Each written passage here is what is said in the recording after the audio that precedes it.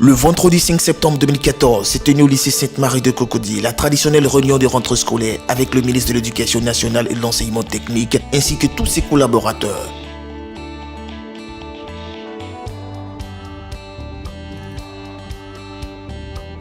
Plusieurs personnalités étaient présentes à cette réunion de rentrée pour l'année 2014-2015, en l'occurrence Madame Kandia Camara, ministre de l'Éducation nationale et de l'enseignement technique, Madame Raymond Goudou-Koufi, ministre de la Santé et de la lutte contre le VIH, Monsieur Touré Vamara, représentant le maire de la commune de Cocody, Monsieur Ongouan Akamatias, Madame Lekpeli Florence, proviseur du lycée Sainte-Marie de Cocody, et la liste n'est pas exhaustive. La cérémonie a débuté comme à l'accoutumée par les mots de bienvenue respectifs du représentant du maire de la commune de Cocody, de Madame le proviseur du lycée Sainte-Marie, de Madame la ministre de la Santé et de la lutte contre le VIH, qui a fait un brillant exposé sur la maladie hémorragique à virus Ebola. Mesdames et messieurs, j'ai l'honneur et l'agréable plaisir de prendre la parole ce matin au nom du premier magistrat de la commune de Cocody, M. Ongouan Akamatias. L'éducation formelle en milieu scolaire et même universitaire doit s'inspirer des valeurs de ses enseignements qui savaient inculquer des valeurs morales fortes aux apprenants. Bonne rentrée scolaire à toutes et à tous, je vous remercie. Mesdames et messieurs, chers parents d'élèves, chers élèves, que nous sommes heureux d'être là ce matin, heureux de démarrer une nouvelle année scolaire. Nous ressentons la profondeur et la grandeur de ce qui est en jeu. Madame le ministre de l'Éducation nationale, c'est en communion avec vous ce matin, parce que cette communion nous fait vivre. Cette communion nous permet de supporter les vicissitudes de notre métier. C'est en communion avec vous ce matin.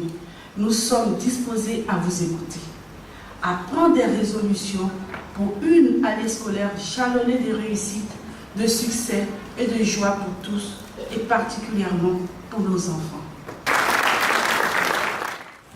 Mesdames et messieurs, nous avons cru à un moment donné, dans des moments de grand désespoir, que le système éducatif ne pourrait pas revenir à la norme.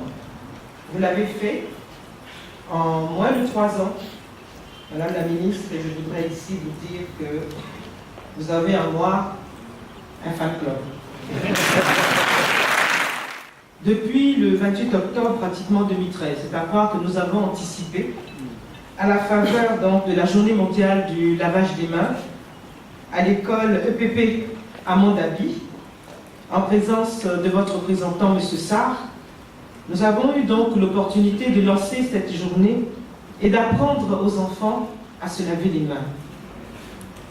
Depuis cette date, nous avons associé tout le système éducatif afin que les enseignants, avec nous, continuent la pratique du lavage des mains dans les différents établissements et éviter ainsi à nos enfants et vous, les enseignants, bien sûr, d'être victimes de la maladie, notamment celle à virus Ebola. Puisqu'aujourd'hui, si réellement ces mesures et ces méthodes ont continué, aujourd'hui, cela ne devrait pas être difficile pour les enseignants de reprendre et d'inculquer ces mesures de prévention et ces mesures d'hygiène à nos enfants, mais comme l'a dit tout à l'heure Madame la ministre, également aux parents d'élèves que nous sommes tous. Et je voudrais vous rassurer et vous dire qu'à ce jour, dans notre pays, nous n'avons diagnostiqué aucun cas. Cependant, notre pays reste menacé, déjà par la proximité et surtout par cette culture que nous partageons et que nous avons en commun avec les pays frères du Libéria et de la Guinée. Cette maladie à virus Ebola est devenue, comme l'a annoncé l'OMS, une préoccupation mondiale, internationale. Et nous devons, nous, en Côte d'Ivoire, être extrêmement vigilants. Vigilants, responsables. Et c'est la raison pour laquelle j'ai vraiment, à l'invitation de ma collègue, je me suis dit qu'il faut absolument que je profite de cette plateforme que m'offre aujourd'hui Mme Kandia Camara pour vous sensibiliser. Vous dire que quand je dis que l'heure est grave, c'est réel. L'heure est grave. Chacun dans les pays affectés a une communauté qui est très bien représentée en Côte d'Ivoire. Et c'est tellement normal pour quelqu'un qui a peur de se dire, je me trouve dans une zone où le virus Ebola sévit, j'ai un parent qui se trouve en Côte d'Ivoire, je vais fuir la zone et je vais le rejoindre. Mais c'est tellement normal. Mais ce qui n'est pas normal, c'est que vous qui résidez ici, qui savez que la maladie est extrêmement contagieuse, vous vous mettez à utiliser des pistes pour aller rendre visite ou aller faire des funérailles du côté peut-être après le Tabali, du côté de l'ouest, au Libéria, ou alors du côté du Mali en traversant ou du côté de la Guinée. Quand vous le savez et que vous adoptez ce type d'attitude, vous mettez en danger toute une nation. Alors quand vous savez qu'il y a quelqu'un qui est avec vous, qui a décidé d'aller aux funérailles d'un parent de l'autre côté de la frontière, ayez le courage de lui dire, c'est pas grave si tu n'y vas pas. On aime les accolades, on aime c'est les atouts là. On adore ça. Alors si pendant une période, tant que la maladie à virus Ebola continue de sévir dans nos régions, si on peut ne pas faire d'atout, c'est bien. Donc c'est pour éviter tout ça qu'on vous fait donc ce type de proposition. Et je souhaite vraiment que vous puissiez faire passer le message à vos enseignants, à vos enfants, aux enfants que vous avez tous les jours, vous avez la charge éducative et que vous rencontrez tous les jours à partir de cette rentrée. Mesdames et messieurs, honorables invités, la maladie hémorragique à virus Ebola, c'est une maladie virale, c'est une maladie qui est très mortelle. Il est détruit par la chaleur, il est détruit par les solvants comme l'éther, il est détruit par l'alcool à 70 degrés. C'est-à-dire quelqu'un qui est en contact avec quelqu'un qui est décédé du virus Ebola, automatiquement on doit le mettre sous surveillance pendant au moins 21 jours. Il y a 2 moments clés qui ont été identifiés. Il faut se laver les mains avant de manger et il faut se laver les mains aux sorties des toilettes. Mais en dehors de ces 2 moments, dans la vie courante, on a plusieurs occasions de se laver les mains. Nous avons à la direction de l'hygiène publique une technique du lavage des mains en 10 étapes. Cette technique en 10 étapes est importante parce que quand on se lave les mains de façon traditionnelle, comme on a l'habitude de le faire, quand on ne respecte pas cette étape, il y a des zones de la main qui ne seront pas nettoyées et qui sont susceptibles d'héberger des microbes.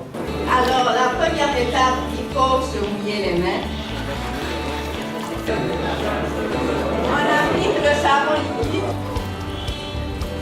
On frotte la paume des mains, l'une contre l'autre, de façon circulaire. On frotte le dos de l'autre main avec la paume de l'autre main. Ensuite, on croise les mains comme ça et ça nous permet de frotter les espaces interdigitaux encore parce que ces zones-là sont susceptibles d'héberger les microbes. Ensuite, comme ça,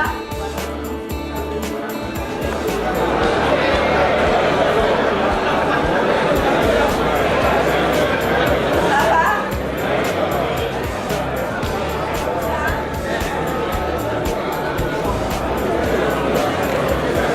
Ensuite, on frotte le pouce. Vous conviendrez avec moi que cette partie de la main est régulièrement oubliée. Pouce droit, pouce gauche. Ensuite, on regroupe les doigts comme ça et on frotte dans la paume de la main droite et main gauche. On a les mêmes formes, on les reste.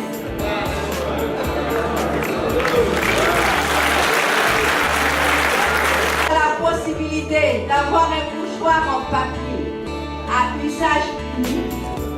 Il faut tamponner les mains pour les sécher avec le mouchoir en papier à usage unique.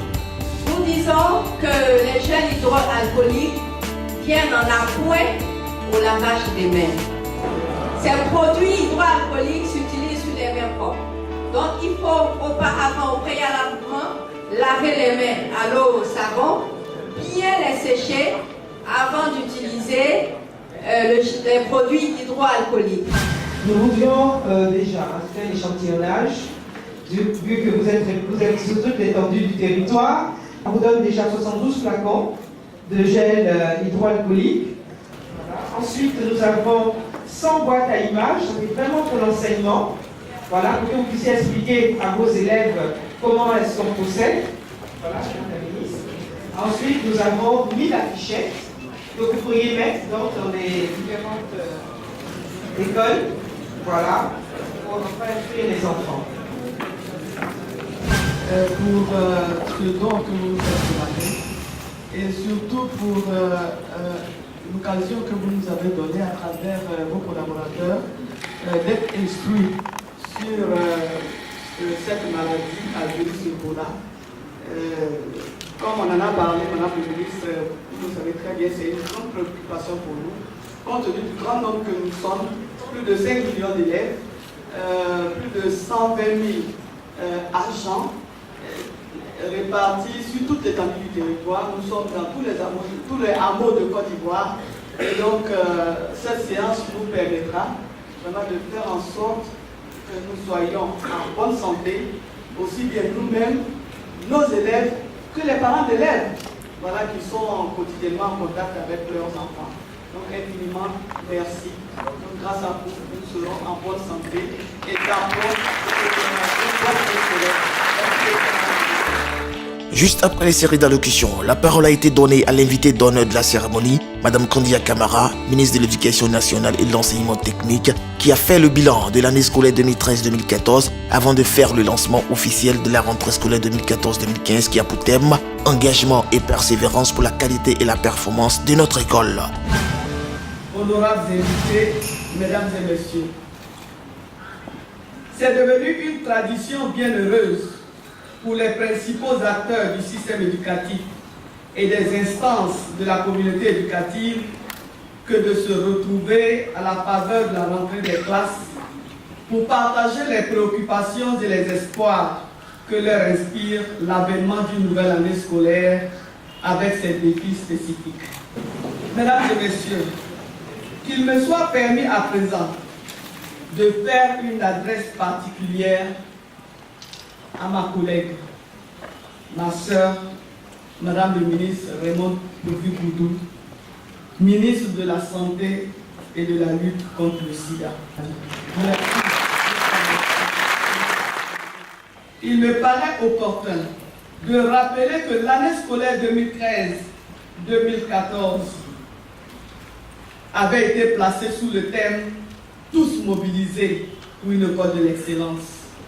Ce thème, faut-il le rappeler, a été choisi pour cadrer avec les objectifs assignés à notre département ministériel en vue d'une implication accrue de tous les acteurs et partenaires dans le suivi et l'encadrement de nos enfants. C'est donc autour de ce thème fédérateur que se sont développés les grands axes du plan d'action de l'année qui vient de s'achever. Les résultats techniques enregistrés aux examens scolaires sont les suivants. Au baccalauréat, 36,23% d'admis contre 33,62% en 2013. Au BEPC, 57,43% contre 40,17% en 2013. Et au CEP, 79,13% contre 67,03% en 2013.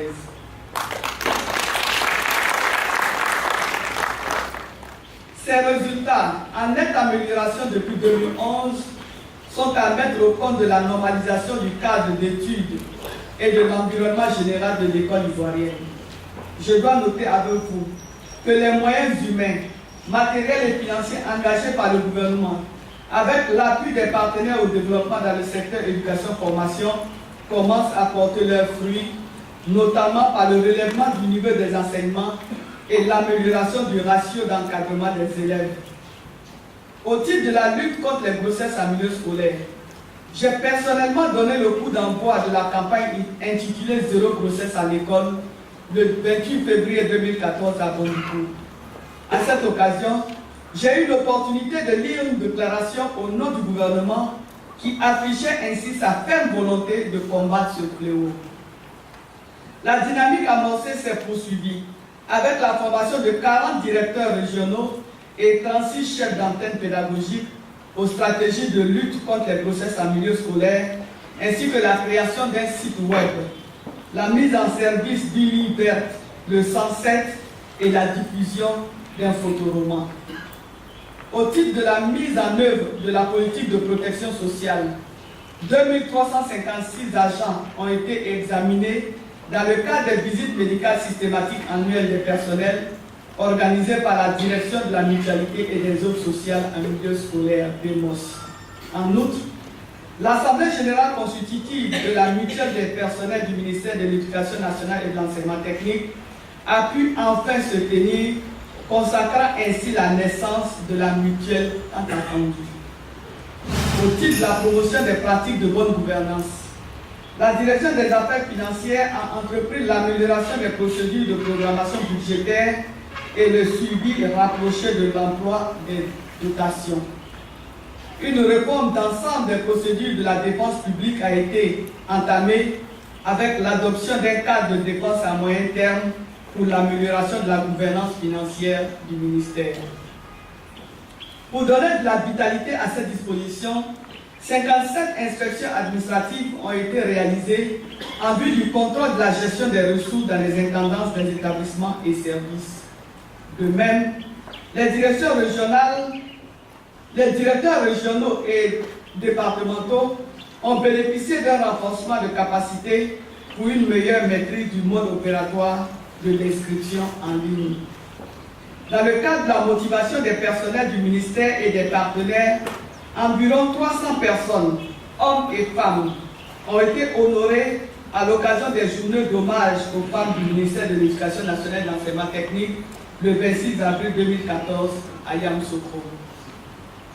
Pour le suivi des carrières scolaires, il convient de noter qu'à la suite de l'enseignement secondaire, la mise en place du système d'information et de gestion de l'éducation SIGE s'étend à l'enseignement primaire. À ce jour, environ 50% des élèves de ce cycle sont immatriculés. Au total, avec ce regard rétrospectif sur les recommandations de l'année scolaire 2013-2014, je relève que des efforts louables ont été faits en matière d'amélioration du taux de scolarisation, le taux brut étant aujourd'hui à 74,13. À 94. Le taux brut de scolarisation est aujourd'hui à 94,7%. Des taux de réussite aux examens et du cadre physique des établissements, ainsi que sur bien d'autres aspects. Mesdames et messieurs, je voudrais partager avec vous quelques points de la synthèse des rapports remontés par nos services déconcentrés, surtout au plan des entraves inhérentes à l'exécution de leurs activités. Pour l'essentiel, les difficultés et contraintes majeures mentionnées se rapportent au déficit structurel en personnel, à l'insuffisance des biens mobiliers et immobiliers, à la rareté des offres éducatives en direction des enfants vulnérables, à l'insuffisance des visites de classe par les chefs d'établissement et les conseillers pédagogiques, à l'insuffisance de guides pédagogiques pour les enseignants, ainsi qu'au manque de fluidité dans la circulation de l'information entre les centres de décision et les structures d'exécution. Mesdames et messieurs, voici présenté le bilan de l'année scolaire 2013-2014 qui nous permet d'apprécier tous ensemble les efforts à fournir pour répondre aux défis auxquels notre système éducatif doit faire face. Tout en appréciant avec beaucoup d'humilité les avancées notables réalisées grâce à l'apport de tous, partenaires, acteurs nationaux et internationaux, sans faire fi des faiblesses relevées, je voudrais vous inviter à partager le thème de l'année scolaire qui s'annonce. Et ce thème est le suivant: engagement et persévérance pour la qualité et la performance de notre école. Ce thème signifie que nous devons tous nous engager à nouveau et poursuivre nos efforts dans la quête de la qualité qui va consolider la performance retrouvée de notre école. Je demande aux directeurs régionaux et à leurs collaborateurs, les directeurs départementaux, les chefs d'établissement, les inspecteurs d'enseignement préscolaire et primaire de veiller au respect scrupuleux des consignes officielles. Il vous faut démultiplier tous les textes réglementaires qui cadrent l'année scolaire et les diffuser dans chacune de vos structures. Vous devez vous assurer de l'achèvement effectif des programmes dans le respect des progressions. Veillez à ce que les manuels équipes scolaires parviennent aux élèves de toutes les écoles primaires publiques de Côte d'Ivoire dans le temps requis. Veillez à ce que l'encadrement pédagogique des enseignants se fasse par les inspecteurs de l'enseignement préscolaire et les conseillers pédagogiques, en vous assurant que chaque acteur produise le nombre de bulletins de visite requis par an, à savoir 70 pour les conseillers et au moins 40 bulletins d'inspection pour les IEP.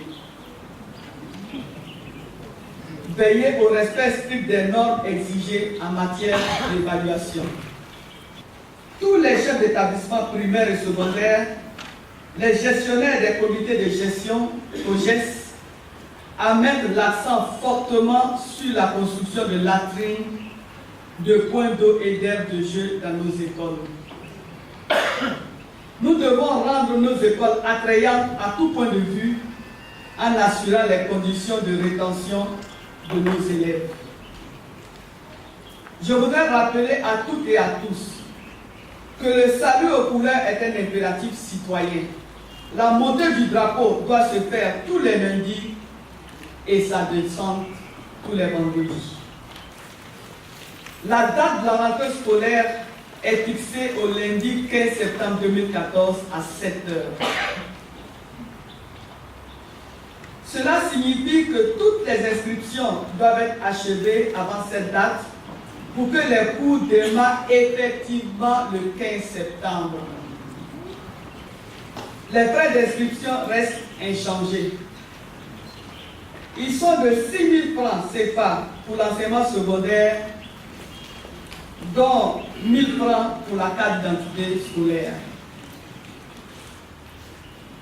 Dans l'enseignement primaire, l'inscription est totalement gratuite. Je reprends. Dans l'enseignement primaire, l'inscription est totalement gratuite. Les frais d'examen sont de 500 francs CFA pour le CEP et l'entrée en 6e, 2000 francs CFA pour le BEPC et 5000 francs pour le baccalauréat. Les inscriptions parallèles sont formellement interdites. Et là, je reprends.